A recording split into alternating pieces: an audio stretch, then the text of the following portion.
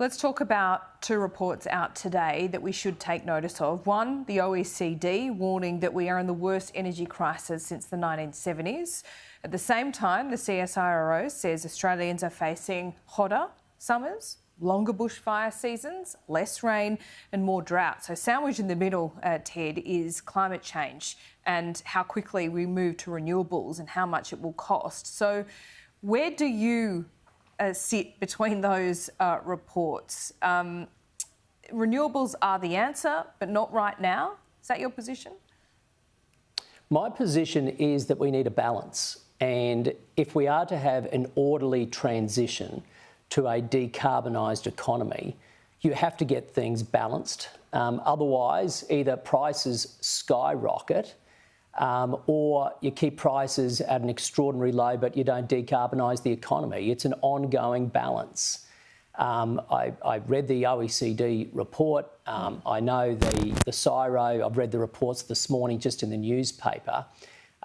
This is why we have a choice as a nation. Either we take a balanced, orderly approach to decarbonising the economy, or we go down the path that Labor is now setting us on, which is a disorderly path, which is leading to skyrocketing prices, a grid that is wobbling and is not reliable, and we don't even know if it's impacting on emissions.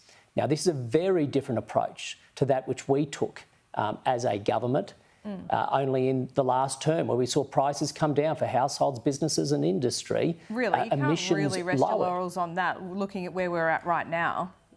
There's no resting of laurels, and nor should there be. But the Ukraine war started before the election. We could have seen where this gas crisis was heading. Indeed, the Ukraine war did start, you're right, before the election. And all through that time, as that tragic war raged, the Labor Party looked the Australian people in the eye and promised them that they would reduce power prices. For households, $275, their bills would come down. Now, that was in full knowledge of the challenge of the international crisis that we're seeing in energy. That was in full knowledge of the challenge here in Australia. Labor promised they would get prices down. They have failed. And they continue to fail because they have this extraordinary speed and scale of a renewables rollout, while at the same time killing off gas and welcoming a premature closure of baseload power. Again, you need to get the balance right. Renewables are important, but we need to set them up for success, not failure. Labor's setting them up for failure by killing off gas and having the premature closure of baseload power. OK, Ted O'Brien, we'll have to leave it there. We'll check in soon. Thanks so much.